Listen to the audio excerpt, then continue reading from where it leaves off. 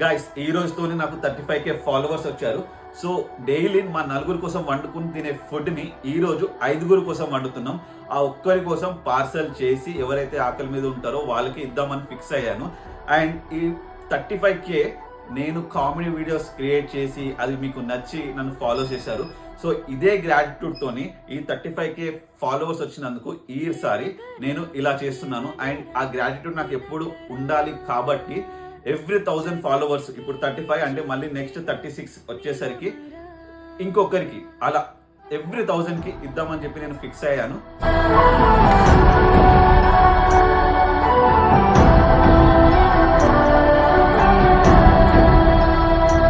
పడమరా నిశితెరా వాళ్ళని